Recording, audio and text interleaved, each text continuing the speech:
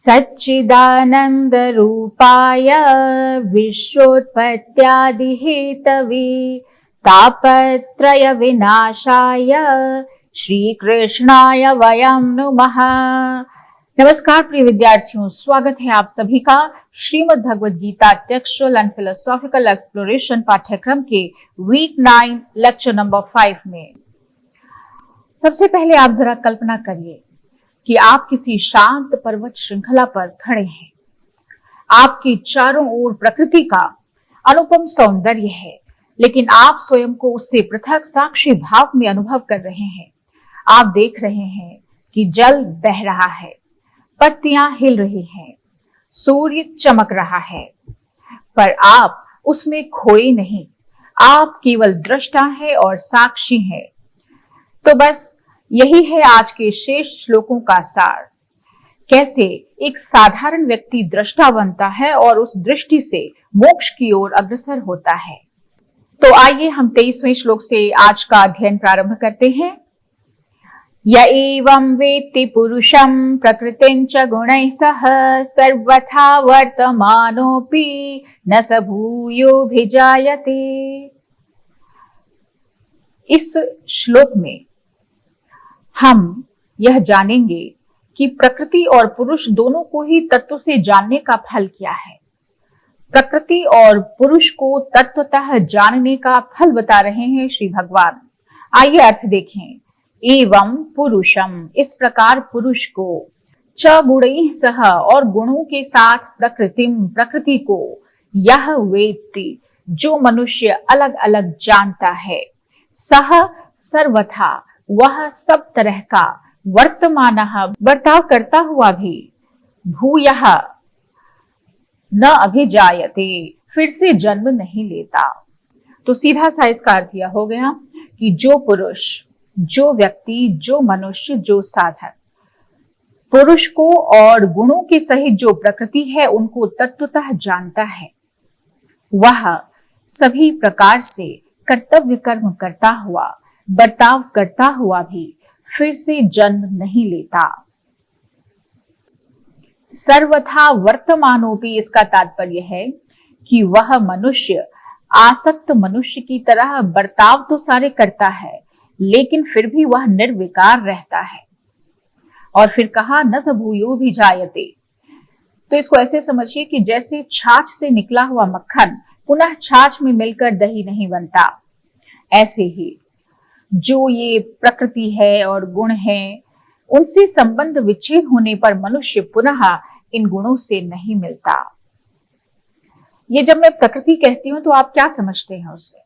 प्रकृति एक दूसरी सत्ता है जो जड़ है, और सत्वगुण, रजोगुण, तमोगुण, इन तीनों गुणों की साम्यावस्था है जो मूल प्रकृति नाम से कहलाती है, कही जाती है।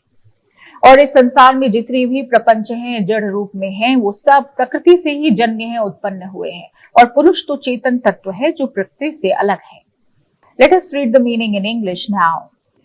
He who understands God and nature along with her qualities, whatever be his condition in life, he comes not again to earth. आइए अब अगला देखते हैं 24वां श्लोक।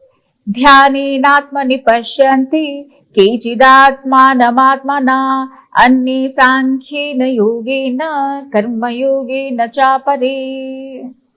इस श्लोक में ध्यान योग, ज्ञान योग और कर्म योग से भगवत प्राप्ति का कथन किया गया है। भगवान कह रहे हैं, हे अर्जुन, आत्मानम, परमात्मा को, केचित, कई मनुष्य हैं जो ध्यानेन, ध्यान योग के द्वारा, और सांख्येन, अन्य, और कई अन्य मनुष्य हैं जो सांख्य योग के द्वारा, सांख्येन योगेन च, अर्थात सांख्य योग के द्वारा, और अपरे कर्म योगेन, कुछ दूसरे ऐसे पुरुष हैं जो कर्म योग के द्वारा, आत्मना, आत्मनि, आत्मानम पश्यन्ति, अपने आप से, अपने आप में, अपने आप को परमात्मा तत्व का अनुभव करते हैं। तो सीधा सा इसका अर्थ हुआ कि कई मनुष्य ध्यान योग के द्वारा, कई मनुष्य सांख्य योग के द्वारा और कई मनुष्य कर्म योग के द्वारा आत्मना आत्मनि आत्मानम पश्यन्ति, अपने आप से अपने आप में अपने आप को परमात्मा तत्व को अनुभव करते हैं। देखिए, अभी जो हमने इससे जस्ट पहले का श्लोक पढ़ा उसमें देखा कि भगवान ने जन्म रहित होने में प्रकृति और पुरुष को यथार्थ रूप से जानना, प्रकृति और पुरुष को अलग अलग रूप से समझ लेना कि प्रकृति जड़ है, पुरुष चेतन है, दोनों अलग अलग स्वभाव वाले हैं, तो यही जन्म नहीं लेने में हेतु है, कारण है। तो इस बात को हमने समझा। अब हमें यह जिज्ञासा होती है कि क्या जन्म मृत्यु से रहित होने का और भी कोई उपाय है? तो इसी पर भगवान अभी 2 श्लोकों में 4 साधनों को बतलाते हैं। तो वो जो 4 साधन है उनमें से हमने अभी क्या देखा कि कई मनुष्य जो हैं ध्यान योग से, कई सांख्य योग से और कई कर्म योग से अपने आप में स्वयं ही परमात्मा तत्व का अनुभव करते हैं। Let us read the meaning in English now. Some realize the Supreme by meditating by its aid on the self within, others by pure reason, others by right action. अब हम चलते हैं अगले 25वें श्लोक में, जहां देखेंगे कि चौथा साधन क्या है जन्म मृत्यु से रहित होने का। अन्ये त्वेवमजानन्तः श्रुत्वा नेभ्य उपासते तेऽपि चातितरन्त्येव मृत्युं श्रुतिपरायणाः। अन्य यानी दूसरे मनुष्य ऐसे हैं जो अजानन्तः नहीं जानते। क्या नहीं जानते? ध्यान योग, सांख्य योग, कर्म योग आदि साधनों को नहीं जानते। वो केवल क्या करते हैं? श्रुत्वा नेभ्य उपासते, अन्येभ्य जो जीवन मुक्त महापुरुष हैं उनसे ही सुन करके उपासते उपासना करते हैं, और फिर मृत्युम च अतितरन्ति श्रुति परायणाः ते, वो जो सुनने के परायण मनुष्य हैं, जो सुनने के अनुसार आचरण करते हैं, वे भी मृत्यु को पार कर जाते हैं, मृत्यु को तर जाते हैं। निस्संदेह मृत्यु रूप संसार सागर को पार कर जाते हैं। तो इसे ऐसे समझिए कि जैसे कोई नदी पार करने के लिए अलग अलग नाव चुन सकता है, तो यहां भी ऐसे ही समझना है कि ध्यान, ज्ञान या कर्म सबकी दिशा पार जाने की ही है, संसार रूपी सागर से। और भगवान बताते हैं कि मोक्ष का मार्ग केवल एक ही नहीं है, बहुत सारे मार्ग हैं। आप किसी भी रास्ते को पकड़कर मोक्ष प्राप्त कर सकते हैं। फिर यहां भगवान ने कहा अगले श्लोक में कि जो लोग स्वयं अभ्यास नहीं करते हैं, न ध्यान जानते हैं, न ज्ञान, न कर्म, वे दूसरों से सुनकर के ईश्वर का भजन करते हैं, तदनुसार जैसा उन्होंने सुना है वैसा ही आचरण करते हैं, और तो भी मृत्यु को पार कर जाते हैं। तो देखिए, हर कोई एक जैसी साधना नहीं कर सकता, लेकिन श्रवण, श्रद्धा और भक्ति से भी वही फल मिलता है। किसी महापुरुष से अगर हम सुनते हैं, कथा श्रवण करते हैं, तो ऐसे जीवन मुक्त संत महात्माओं की आज्ञा का पालन करके भी, ऐसे गुरुजन की आज्ञा का पालन करके भी मृत्यु को पार किया जा सकता है। आपको बताऊं, उपनिषद में एक कथा आती है, जबाला का पुत्र है सत्यकाम, जो गौतम ऋषि के पास उपदेश ग्रहण करने गया। अब ऋषि ने उसको 400 एकदम दुर्बल, निर्बल, क्षीण गायों को दिया और कहा कि जाओ इनके पीछे पीछे। सत्यकाम ने उत्साहपूर्वक कहा कि इन गायों की संख्या जब 1000 हो जाएगी तभी मैं वापस आऊंगा। ऐसा कहकर वह उन गायों को वन में लेकर गया और वहां जाकर उनका लालन पालन करने लगा। कई साल बीत गए। जब उनकी संख्या 1000 हो गई, तब एक सांड ने उनसे कहा कि हमारी संख्या 1000 हो गई है, अब तू हमें हमारे आचार्य के पास ले जाकर पहुंचा दे। ऐसा कहकर उस सांड ने सत्यकाम को ब्रह्म के प्रथम पाद का उपदेश दिया। अब दूसरे ही दिन सत्यकाम सभी गायों को लेकर के गुरु के पास चला गया।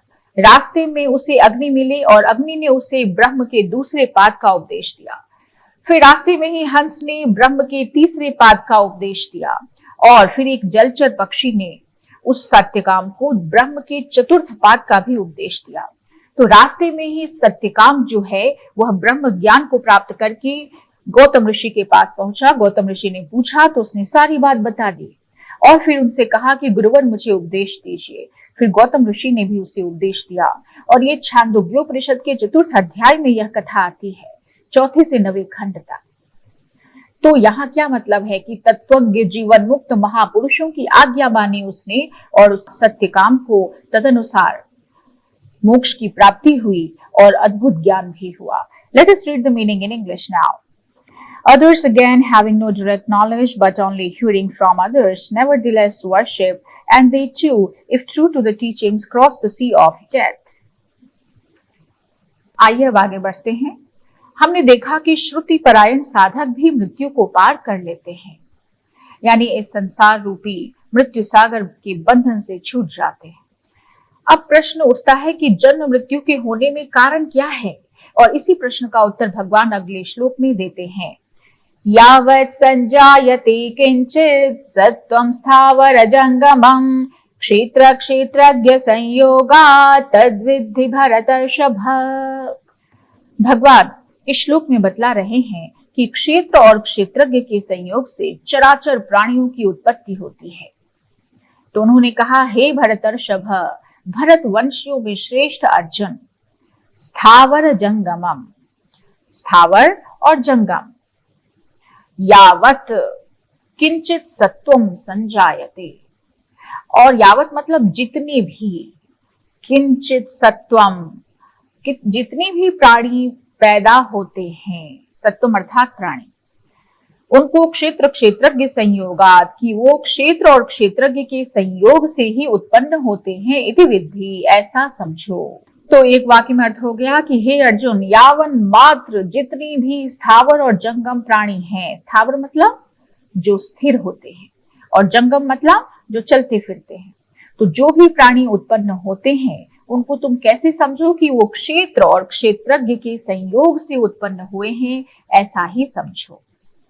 तो कहने का तात्पर्य यह है कि स्थिर रहने वाले जो वृक्ष हैं, लता हैं, गुल्म हैं, तरु हैं, बांस, पहाड़, जो कुछ भी है, ये सब के सब स्थावर हैं, और चलने फिरने वाले मनुष्य, पशु, पक्षी, कीट, पतंग, देवता, कछुआ, मछली, जो भी है प्राणी, वो सब के सब जंगम है, यानी थलचर, नभचर, जलचर, ये सब के सब प्राणी जंगम है, और ये सब क्षेत्र और क्षेत्रज्ञ के संयोग से ही पैदा होते हैं।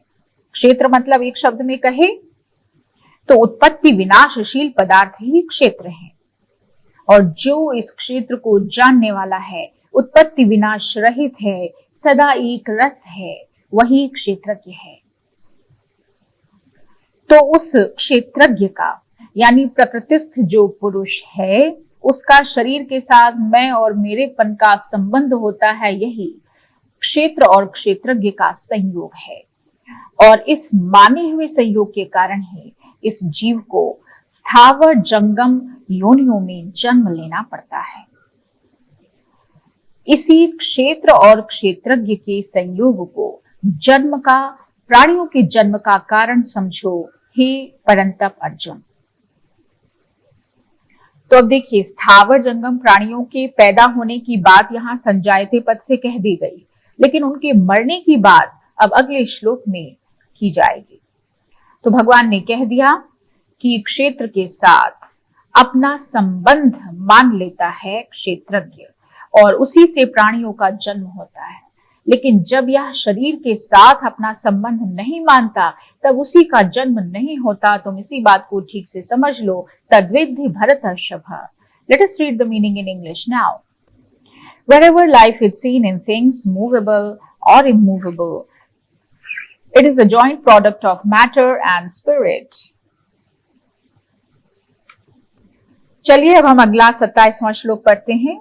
समम सर्वेषु भूतेषु तिष्ठन्तं परमेश्वरं विनश्यत् विनश्यन्तं यः पश्यति स पश्यति। यहाँ अविनाशी परमेश्वर को समरूप से देखने की प्रशंसा की गई है। तो भगवान क्या कह रहे हैं कि शरीर के साथ संबंध रखने से यह पुरुष जो है जन्म मरण के चक्कर में फंसता है। तो अब प्रश्न उठता है कि जन्म मरण के चक्कर से छूटने के लिए व्यक्ति को क्या करना चाहिए। इसी का उत्तर भगवान इस श्लोक में देते हैं। तो इसका अर्थ है कि यह जो विनश्यत्सु सर्वेषु भूतेषु, नष्ट होते हुए संपूर्ण प्राणियों में परमेश्वरम, परमेश्वर को, भगवान को, अविनश्यंतम, नाश रहित देखता है।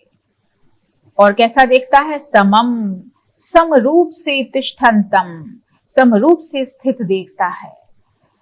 वही वस्तुतः सपश्यति, वही वस्तुतः देखता है। तो एक वाक्य में अर्थ हो गया कि जो पुरुष नष्ट होते हुए सभी चराचर भूतों में, प्राणियों में उस परमेश्वर को नाश रहित और समभाव से स्थित देखता है, वही वस्तुतः देखता है। यानी यथार्थ रूप से वस्तुतः वही देखता है, वही ज्ञाता है, ठीक ठीक बात को समझ रहा है। तो समम सर्वेषु भूतेषु, तो परमात्मा जो है संपूर्ण प्राणियों में सम है। इसका क्या आशय है यहाँ? कि सभी प्राणी विषम है, यानी स्थावर हैं, जंगम है, कोई सात्विक है, कोई राजस, कोई तामस है। अगर हम प्राणियों की आकृति की बात करें तो कोई छोटा है, कोई बड़ा है, कोई लंबा है, कोई चौड़ा है। इवन रंग रूप भी सबकी अलग अलग हैं। तरह तरह के जितने भी प्राणी हैं, उन सभी प्राणियों में परमात्मा जो है वह समरूप से स्थित है। परमात्मा किसी में छोटा नहीं, किसी में बड़ा नहीं। ऐसा नहीं कि चींटी है तो छोटा परमात्मा, हाथी है तो बड़ा परमात्मा, ऐसी बात नहीं है।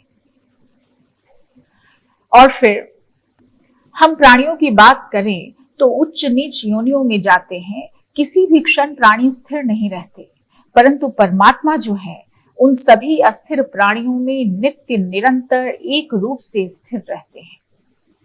फिर उन्होंने कहा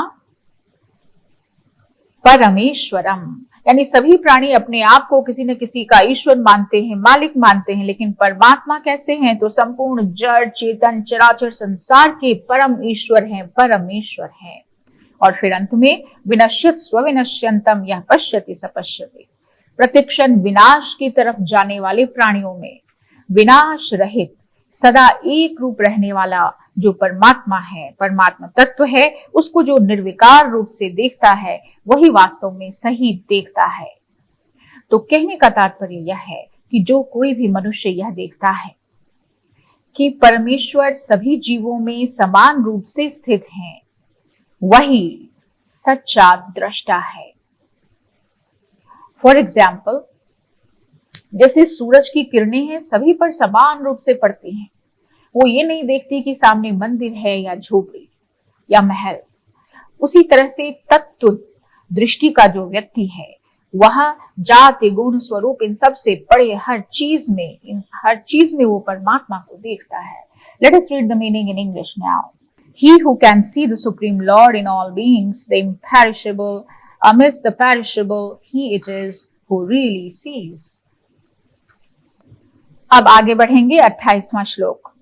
समं पश्यन् हि सर्वत्र समवस्थितमीश्वरम् न हि नस्त्यात्मनात्मानं ततो याति परां गतिम्। अब भगवान नष्ट होने वाले सभी प्राणियों में अविनाशी परमात्मा को देखने का फल बतला रहे हैं इस श्लोक में। परमेश्वर को सर्वत्र समभाव से स्थित देखने का फल क्या है? तो आइए समझते हैं अर्थ इस श्लोक का। ही क्योंकि जो पुरुष सर्वत्र समवस्थितम, सभी जगह समभाव से स्थित ईश्वरम, परमेश्वर को, समम पश्यन्, समरूप से देखता हुआ, आत्मना आत्मानम, अपने द्वारा अपने आप को, न हिनस्ति, नष्ट नहीं करता, हिंसा नहीं करता, ततः इसलिए वह इसी से पराम गतिम याति, परम गति को प्राप्त हो जाता है। तो इसका एक वाक्य में अर्थ हुआ कि जो हर प्राणी में आत्मा को समान देखता है वह कभी किसी का अपकार नहीं करता, क्योंकि वह जानता है कि किसी भी प्राणी में वह स्वयं है और उसमें हर प्राणी यानी परमात्मा ही सब में है, तो किसी में हिंसा नहीं करता। तो जब सब में समान रूप से देखता हुआ अपने द्वारा अपने आप को नष्ट नहीं करता, उससे वह परम गति को प्राप्त करता है। अब यहाँ बात यह हुई कि न हिनस्ती स्वयं से स्वयं को नष्ट नहीं करता। इसका मतलब क्या है? तो शरीर का नाश होने से अपनी आत्मा का नाश नहीं मानता है, यही इसका अर्थ है। वास्तव में देखा जाए तो अपने स्वरूप की हत्या और अभाव कोई कर ही नहीं सकता, और अपना अभाव कभी हो भी नहीं सकता, और अपना अभाव करना कोई चाहता भी नहीं।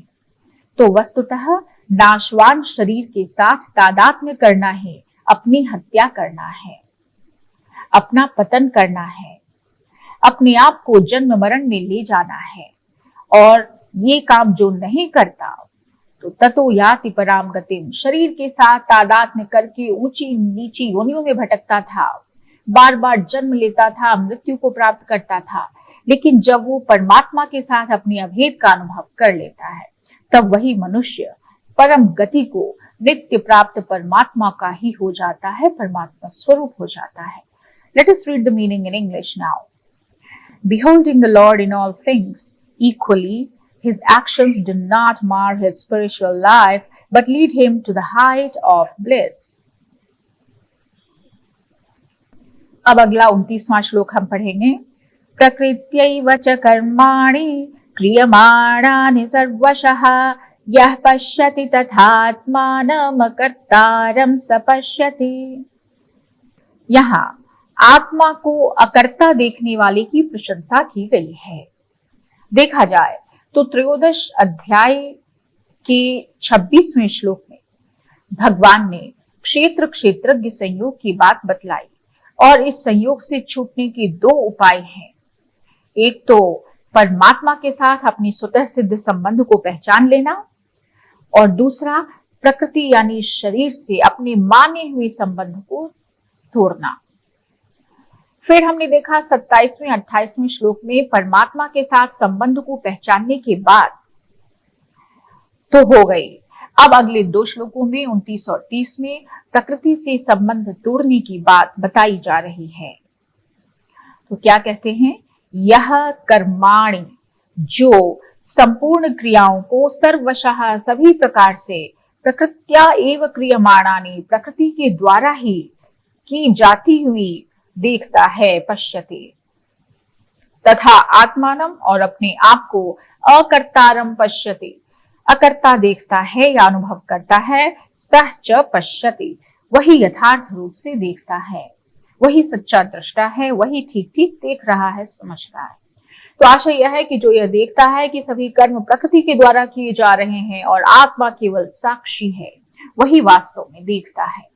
सभी क्रियाएं, चाहे वह चलना, बोलना, सोचते रहना, प्रकृति के गुणों द्वारा ही संपन्न होती है, परंतु आत्मा तो निष्क्रिय है और निर्लिप्त है। फॉर एग्जाम्पल, जैसे ट्रेन का इंजन है वो धक्का दे रहा है और ड्राइवर तो केवल निर्देश दे रहा है, वैसे ही आत्मा केवल दृष्टा है, कर्ता नहीं।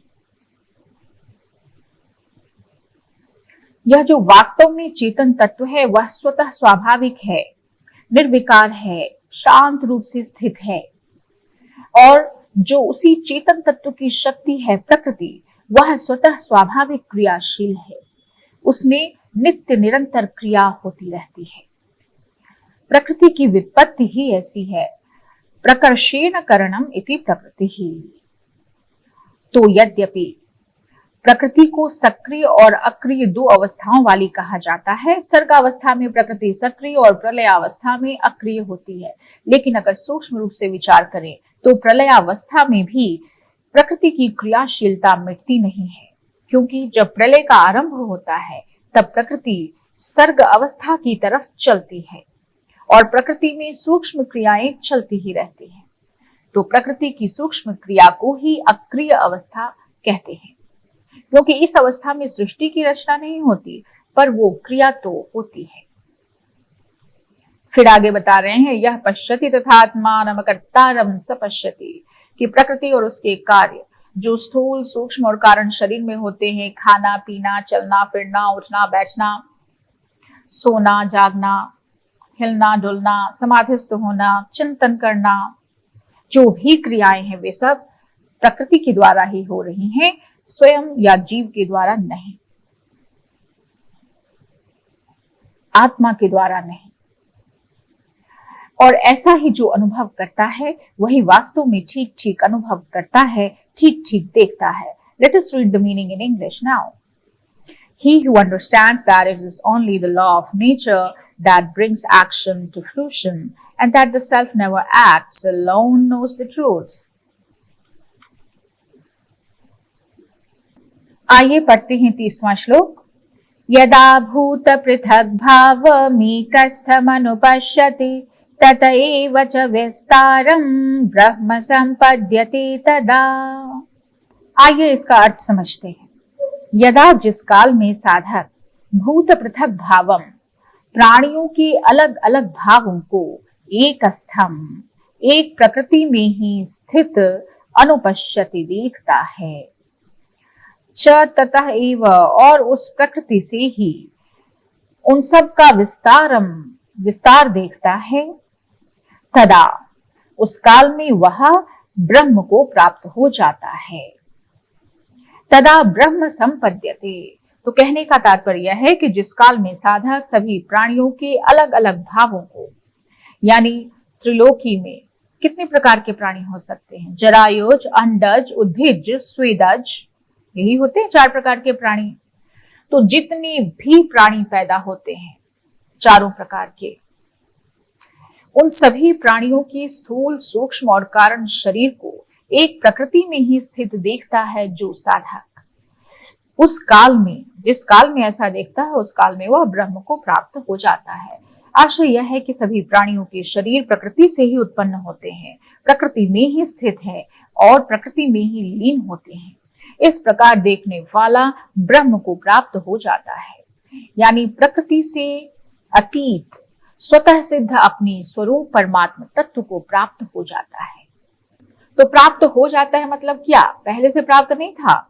अरे नहीं, स्वतः सिद्ध तो प्राप्त है ही, लेकिन प्रकृति जन्य पदार्थों के साथ अपना संबंध मानने से ही उसको अपने स्वरूप का भान नहीं होता था और अब जाकर उसको वह अनुभव हो जा रहा है।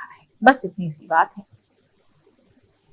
देखिए, यहाँ एक चीज ध्यान देने योग्य है कि जब भक्ति के प्रकरण में 10वें अध्याय में भगवान कहते हैं कि भवन्ति भावा भूतानाम मत्त एव पृथक विधाः, यानी भगवान संपूर्ण भावों को, प्राणियों के सभी भावों को स्वयं में बताते हैं, और यहाँ ज्ञान के प्रकरण में संपूर्ण भावों को प्रकृति में बतला रहे हैं।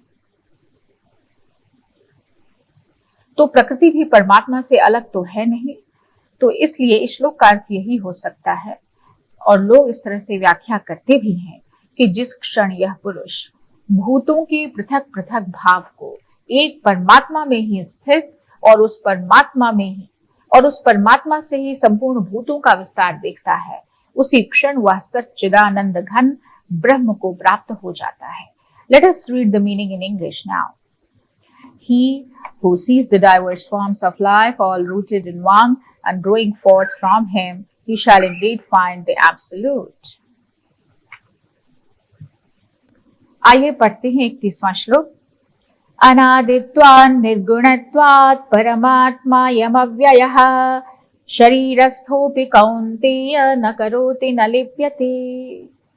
जिसको देह से परे बताया है और जिसका ब्रह्म को प्राप्त होना बताया है, उस पुरुष चेतन के वास्तविक स्वरूप का वर्णन इस श्लोक में भगवान कह रहे हैं। भगवान कहते हैं कि हे कौन्तेय, हे अर्जुन, अयम यह पुरुष अनादित्वात्, अनादि होने से, निर्गुणत्वात् और निर्गुण होने से, यानी गुण रहित होने से, अव्ययः अविनाशी, परमात्मा अविनाशी परमात्मा स्वरूप ही है, और शरीरस्थ शरीर में रहता हुआ भी, न करोति न तो करता है, न लिप्यते और न ही लिप्त होता है। तो इसका सीधा अर्थ यह हुआ कि हे अर्जुन, यह पुरुष स्वयं अनादि है और गुणों से रहित है और इसलिए अविनाशी परमात्मा स्वरूप ही है, और यह शरीर में रहता हुआ भी ना कुछ करता है और ना ही लिप्त होता है। जैसे कमल का फूल जल में रहते हुए भी जल से अछूता रहता है, वैसे ही आत्मा भी शरीर में रहते हुए भी शुद्ध और निर्लिप्त रहता है। जैसे मकान में रहते हुए भी हम मकान से अलग हैं, ऐसे ही शरीर में रहते हुए भी हम शरीर से अलग हैं। Well, let us read the meaning in English now. The Supreme Spirit, O Prince, is without beginning, without qualities, and imperishable. And though it be within the body, yet it does not act, nor is it affected by action. आइए 32वां श्लोक पढ़ते हैं। यथा सर्वगतं सौक्ष्म्यादाकाशं नोपलिप्यते सर्वत्रावस्थितो देहे तथात्मानोपलिप्यते। हमने अभी यह जाना कि वह पुरुष न करता है और न ही लिप्त होता है। तो अब प्रश्न उठता है कि वह लिप्त कैसे नहीं होता, वह कैसे कुछ नहीं करता। इसी प्रश्न का उत्तर भगवान इस श्लोक में दे रहे हैं। यथा जैसे, सर्वगतम आकाशम सभी जगह व्याप्त आकाश, सौक्ष्म्यात् सूक्ष्म होने के कारण, नोपलिप्यते लिप्त नहीं होता। अत्यंत सूक्ष्म होने से जैसे आकाश कहीं भी लिप्त नहीं होता। तथा सर्वत्रावस्थितः आत्मा, ऐसे ही सभी जगह स्थित, सर्वत्र स्थित जो आत्मा है, वह देहे नोपलिप्यते, किसी भी देह में लिप्त नहीं होता। निर्गुण होने के कारण वह देह से लिप्त नहीं होता। तो यहाँ आकाश के सिद्धांत से आत्मा की निर्लिप्तता को बता रहे हैं श्री भगवान कि जैसे आकाश, वायु आदि जो 4 महाभूत हैं, उसका कारण है, उसमें रहता हुआ भी वह उसमें लिप्त नहीं होता। वैसे ही सभी शरीरों में रहने वाला आत्मा किसी भी शरीर में लिप्त नहीं होता। सभी में परिपूर्ण रहता हुआ भी किसी से घुलता मिलता नहीं, वह सदा सर्वथा सर्वदा निर्लिप्त ही रहता है। Well, let us see the meaning in English now. At space, though present everywhere, remains by reason of its subtlety unaffected. So the self, though present in all forms, retains its purity unalloyed. 33वां श्लोक। यथा प्रकाशयत्येकः कृत्स्नं लोकमिमं रविः क्षेत्रं क्षेत्री तथा कृत्स्नं प्रकाशयति भारत। तो हमने अभी ये देखा कि आत्मा में भोक्तृत्व का अभाव है। अब इस श्लोक में बता रहे हैं कि आत्मा में कर्तृत्व का अभाव है। यहाँ सूर्य के दृष्टांत से आत्मा के अकर्तापन का कथन कर रहे हैं श्री भगवान, और क्या कह रहे हैं? हे भारत, हे अर्जुन, यथा जैसे, ये जो एक रवि, अकेला सूर्य, एक ही सूर्य, कृत्स्नम लोकम संपूर्ण संसार को प्रकाशयति प्रकाशित करता है, वैसे ही यह जो आत्मा है, क्षेत्री है, क्षेत्रज्ञ है, वही कृत्स्नम क्षेत्रम प्रकाशयति संपूर्ण क्षेत्र को प्रकाशित करता है। जैसे एक सूर्य संपूर्ण जगत को प्रकाश देता है, प्रकाशित करता है, वैसे ही आत्मा शरीर रूपी क्षेत्र को प्रकाशित करती है। Let us read the meaning in English now. As the one sun illuminates the whole earth, so the Lord illumines the whole universe. अब इसके बाद हम 34वां श्लोक पढ़ने जा रहे हैं। क्षेत्र क्षेत्रज्ञयोरिव मंतरं ज्ञान चक्षुषा भूत प्रकृति मोक्षंच ये विदुर्यान्ति ते परम। यहाँ भगवान क्षेत्र और क्षेत्रज्ञ के विभाग को जानने का फल बताते हुए इस प्रकरण का उपसंहार कर रहे हैं। तो भगवान ने कहा कि एवं इस प्रकार ये जो कोई ज्ञान चक्षुषा अपनी ज्ञान रूपी नेत्रों से क्षेत्र क्षेत्रज्ञयोः अंतरम क्षेत्र और क्षेत्रज्ञ के विभाग को, इसके भेदों को, भूत प्रकृति मोक्षम कार्य सहित प्रकृति से मुक्त होने को, ये ज्ञान चक्षुषा विदुः जो अपने ज्ञान नेत्र से जानते हैं, ते परम यान्ति वे पर ब्रह्म परमात्मा को प्राप्त होते हैं। तो सीधा सा इसका अर्थ यह होता है कि इस तरह से जो अपने ज्ञान रूपी नेत्रों से क्षेत्र क्षेत्रज्ञ के विभाग को और कार्य कारण सहित प्रकृति से स्वयं को अलग जानते हैं, वे परमात्मा को प्राप्त होते हैं। सीधा इसका भावार्थ है कि जो कोई भी व्यक्ति क्षेत्र क्षेत्रज्ञ के भेद को तत्व दृष्टि से जान लेता है और प्रकृति से ऊपर उठ जाता है, वही परम गति को प्राप्त करता है। और जरा अगर अच्छे से समझें तो क्षेत्र क्षेत्रज्ञ के विभाग का ज्ञान विवेक कहलाता है, और जो साधक इस विवेक को महत्व देकर क्षेत्र क्षेत्रज्ञ के विभाग को ठीक ठीक जान लेता है और साथ ही प्रकृति एवं उसके कार्य शरीर को स्वयं से सर्वथा अलग ऐसा अनुभव कर लेता है, वही चिन्मय परमात्म तत्व को प्राप्त हो जाता है। और उस साधक की दृष्टि में जो एक चिन्मय तत्व है उसके सिवा और कुछ नहीं रहता। तो डियर लर्नर्स, अध्याय 13 का यह समापन खंड हमें वहां ले जाता है जहां ज्ञाता, ज्ञेय और ज्ञान तीनों एक हो जाते हैं। यहाँ श्रीमद् भगवद गीता हमें केवल शब्दों में नहीं बल्कि अनुभव में जीने की प्रेरणा देती है। यदि हम हर चीज में परमात्मा को देखने लगे, यदि हम जान लें कि आत्मा कर्ता नहीं साक्षी है, तो जीवन में न राग होगा, न द्वेष होगा, बस शांति होगी, समत्व होगा और मोक्ष की अनुभूति होगी। तो आपके चिंतन हेतु प्रश्न, क्या आप स्वयं को शरीर से परे आत्मा के रूप में कभी अनुभव करते हैं? क्या आप अपने कर्मों को प्रकृति द्वारा संचालित मानते हैं? क्या आपके लिए मैं और तू की सीमाएं मिटने लगी हैं? तो इन्हीं कुछ प्रश्नों के साथ मैं यहाँ अपनी वाणी को विराम देती हूँ। अगले अध्याय में हम चतुर्दश अध्याय की चर्चा करेंगे और चतुर्दश अध्याय का नाम होगा गुणत्रय विभाग योग, जहाँ प्रकृति के तीनों गुण सत्वगुण, रजोगुण और तमोगुण के बारे में अच्छे से हम पढ़ेंगे, समझेंगे।